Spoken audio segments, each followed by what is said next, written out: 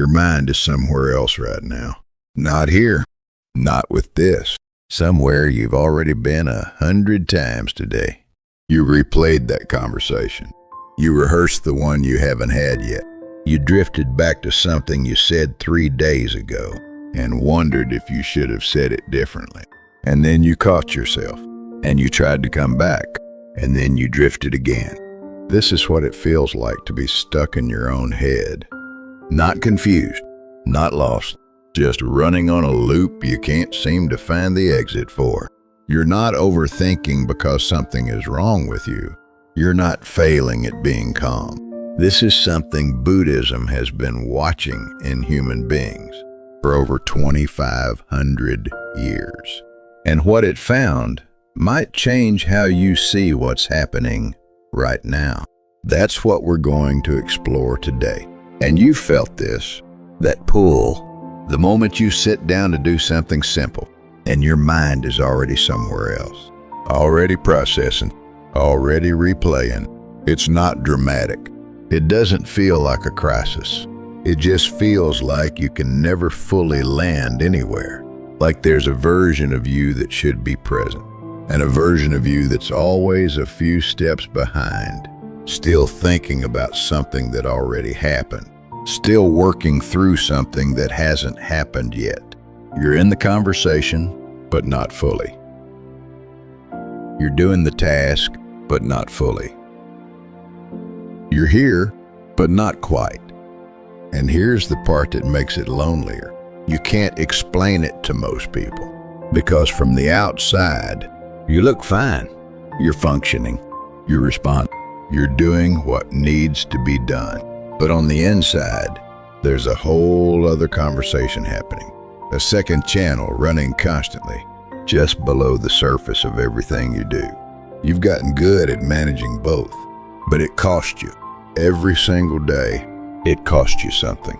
Buddhism calls this the wandering mind, not as a flaw, as a pattern so old, so deeply wired into how humans work, that the Buddha described it over 2.5 millennia ago.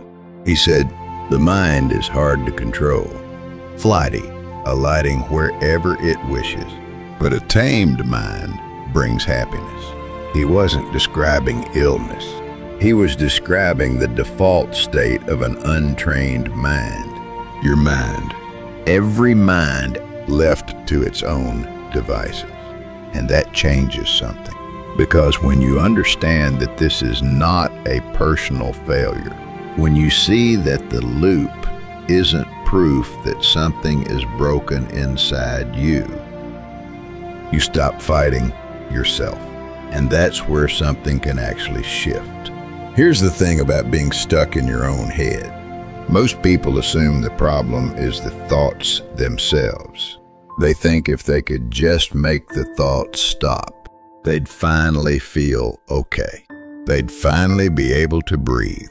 But Buddhism points to something deeper, something most people have never looked at directly. The problem isn't the thoughts.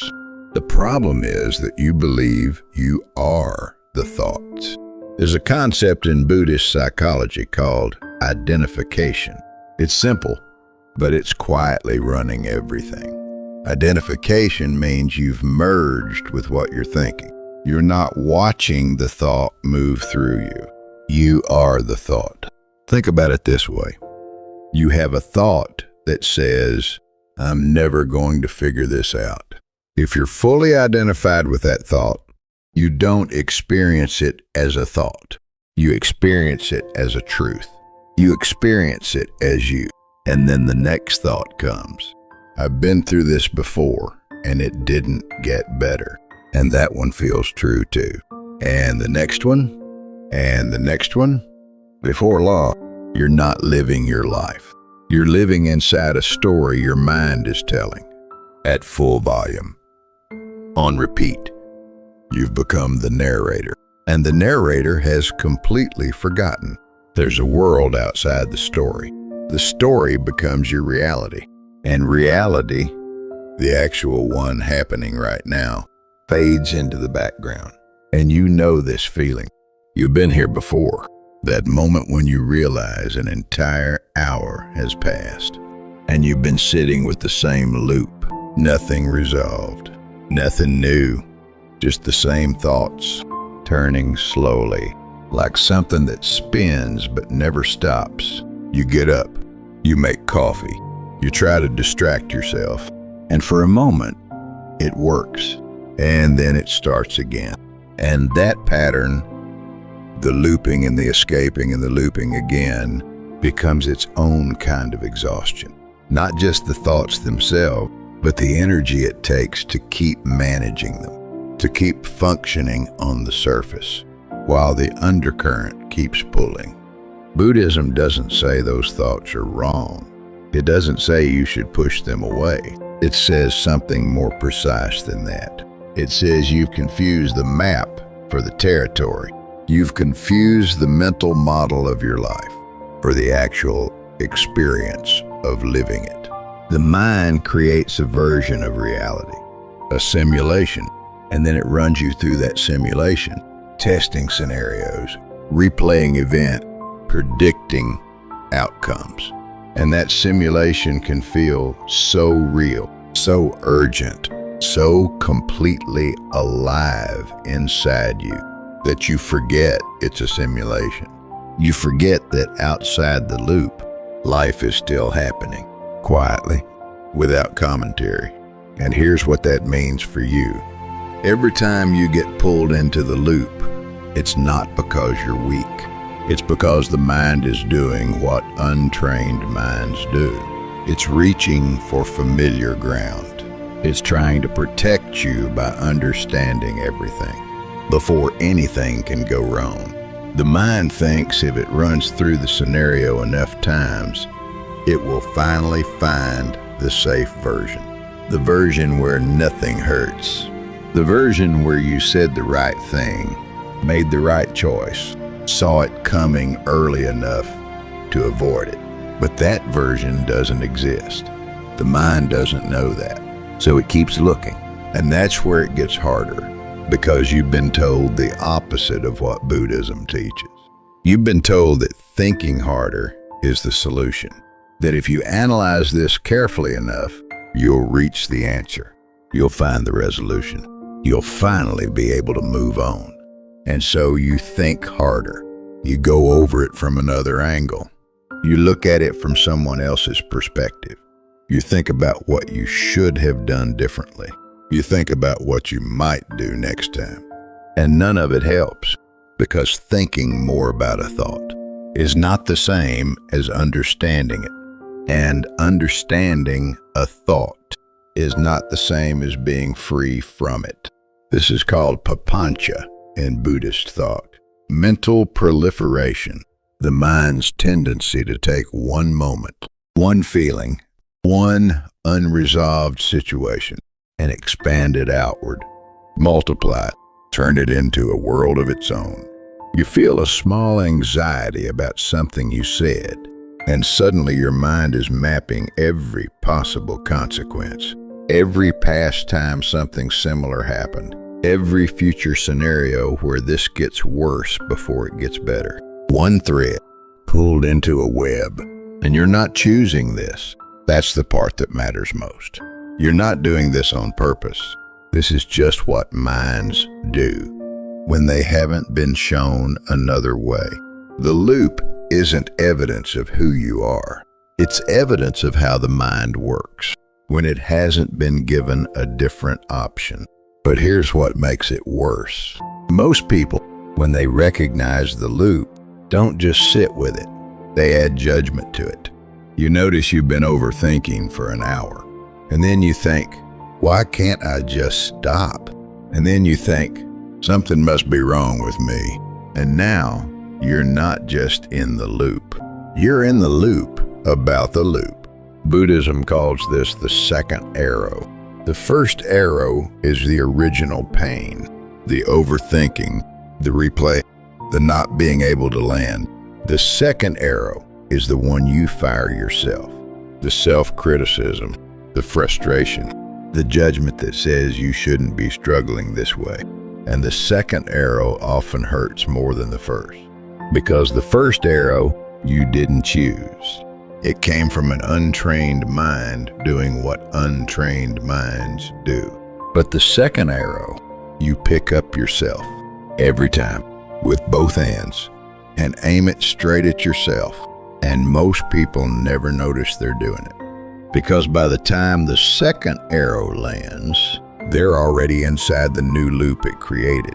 This is why teachers in the Buddhist tradition are so careful to distinguish between pain and suffering.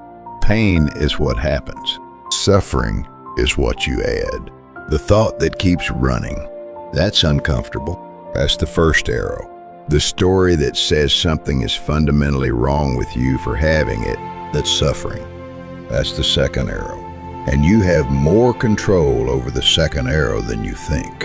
Not by forcing yourself to stop the self-criticism, but by starting to see it for what it is. Another thought, another loop the mind made. Not a verdict, not a diagnosis, a pattern. Something is shifting in how you understand this. Because when you begin to see both the original loop and the judgment about the loop as patterns, not truths, something opens up. A small gap between the thought and your response to it, between the pull and the going under. That gap is where practice lives. Buddhism describes the mind using a simple but precise image. The sky and the clouds. The clouds are the thoughts. They move through, some dark, some light, some slow, some fast. The sky doesn't chase the clouds. It doesn't argue with them. It doesn't become them. It simply holds them. And the sky never changes. No matter how many storms pass through, no matter how thick the clouds get, the sky remains. You are the sky. You have always been the sky. But for most of your life, you've been convinced you're a cloud, living from inside the weather, believing that what you feel in this moment is what you are forever. The cloud says, this is permanent. The sky knows this is passing. And the practice of Buddhism is, in large part, the practice of remembering you are the sky.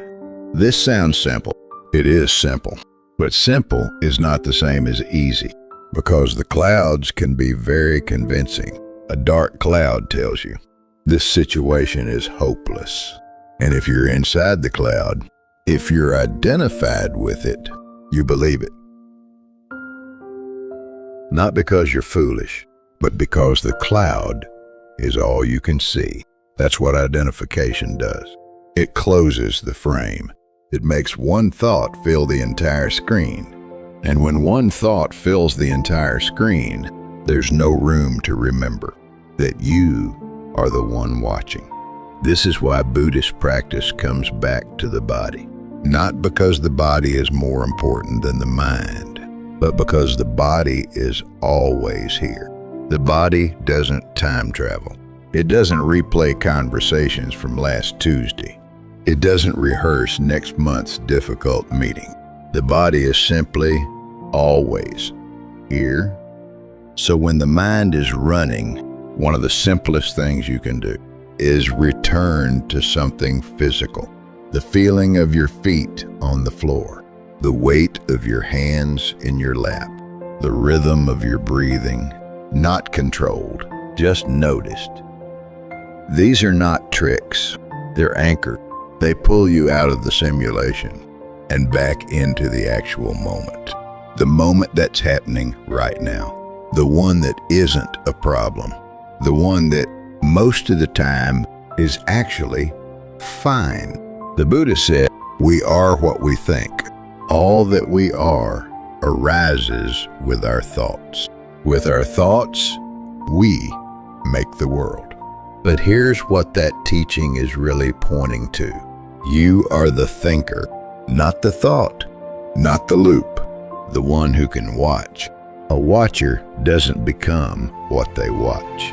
A watcher steps back, sees what's happening, and chooses where to place their attention. Every time you notice you're in the loop, you've already stepped back. You've already become the watcher again, even if just for a moment. And that moment is enough to start with. But here's what nobody tells you about this. Most people think awareness means you stop thinking.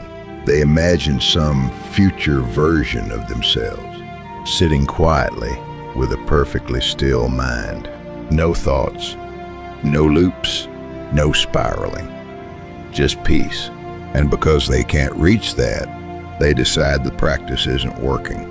They decide they're too far gone, too anxious, too wired, too much in their head to ever get out. But that's not what the practice is asking for. The practice isn't asking you to empty the mind. It's asking you to stop being controlled by it. Those are not the same thing. A river doesn't stop moving because you understand it.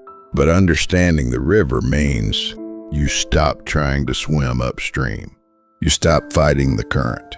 You find a place to stand on the bank and watch it move. That's what Buddhist mindfulness is actually about. Not controlling the mind. Learning to stand on the bank. And you can start doing that in the smallest moments of your day. When you catch yourself replaying the conversation, you don't need to solve it. You don't need to reach a conclusion before you're allowed to stop. You just need to notice. There's the replay again. 3 words. That's it. Not fixed, not analyzing, just naming.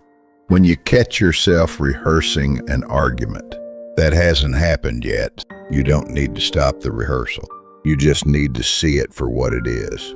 A mental habit, not a truth, not a prediction, a habit. And habits, when seen clearly, begin to lose their grip. Not all at once, slowly. The way morning light changes the shape of a room, gradually, without forcing anything. Each time you notice, you reclaim a small piece of ground. And this is what consistency in the practice looks like. Not hours of sitting meditation, not a perfect morning routine. Just this, the noticing, over and over, across the ordinary moments of your day. You're in the middle of eating lunch, and you realize your mind has been somewhere else for the last 10 minutes. Notice. Come back. You're driving, and you're not there.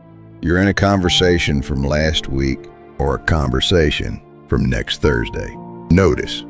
Come back. You're about to fall asleep, and the loop starts its familiar rotation. Notice. Come back. Each return is the practice, not a sign that you failed, a sign that you're doing it. The wandering mind isn't the problem. The wandering mind that doesn't know it's wandering, that's where the suffering lives. The moment you know you've wandered, you're no longer lost. And the more you practice coming back, the shorter the distance home becomes. The loop still pulls, but you recognize it faster. You step out of it sooner. The hold it has on you begins, slowly and genuinely, to loosen. And something else changes too, the way you see yourself.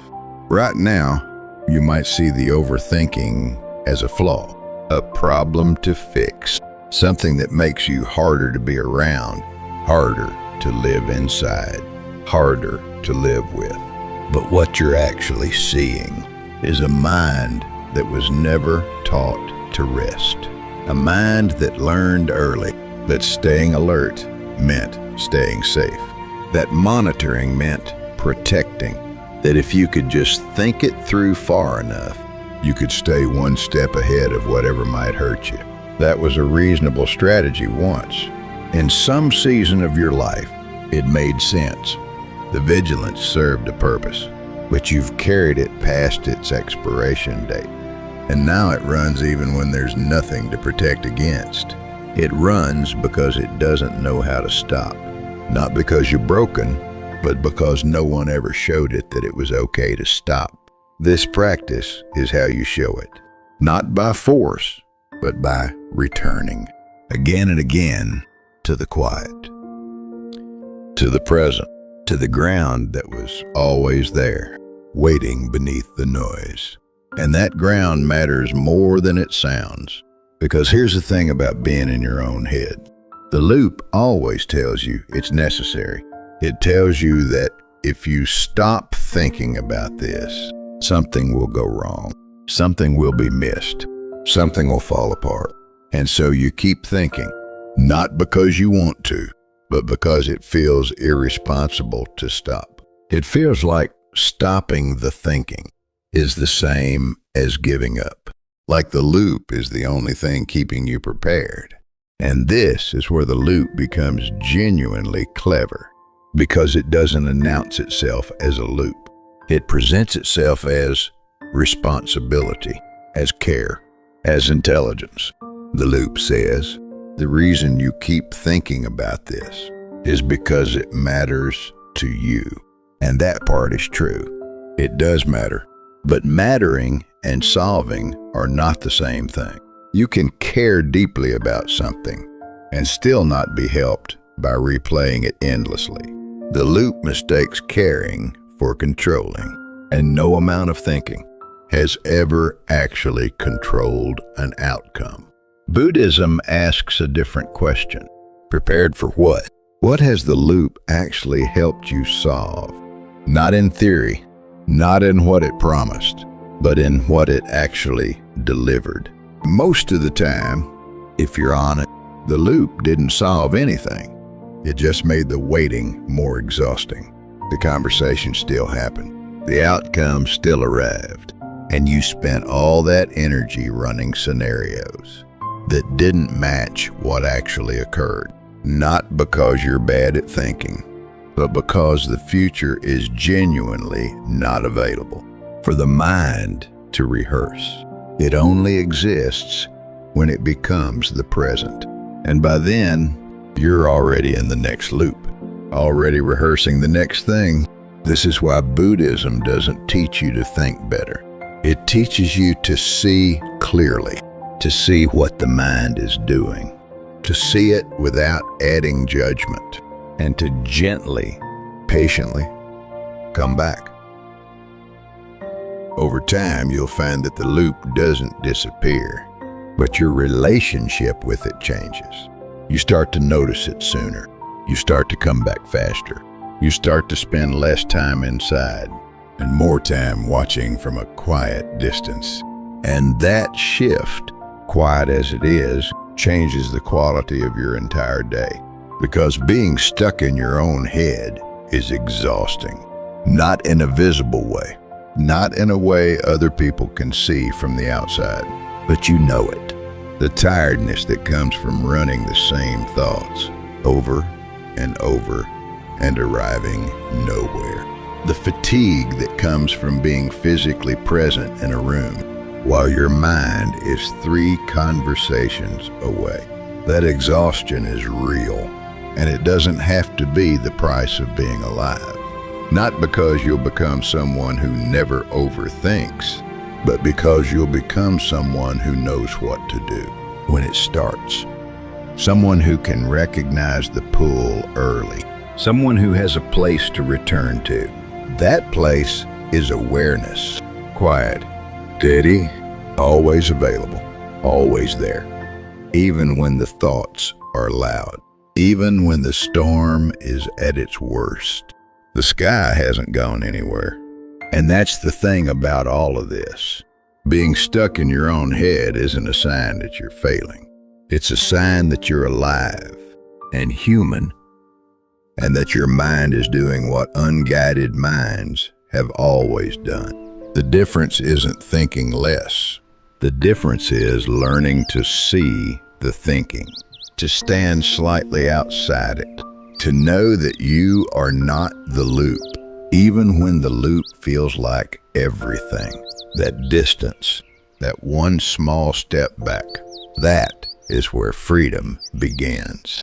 Not a dramatic freedom, Not a life without thought, just the quiet, steady ability to come back again and again, without judgment, without the second arrow, just here and then here again. You've already done it today. That moment when you noticed you were reading this instead of inside the loop. That was the practice. That was it. Simple. Already yours. You don't need to go looking for something complicated. You already know how to do the most important thing. You know how to notice. Start there and keep coming back. If this kind of exploration resonates with you, this channel exists for exactly that. Subscribe, and every week we'll keep looking at what it actually means to live with a quieter, clearer mind.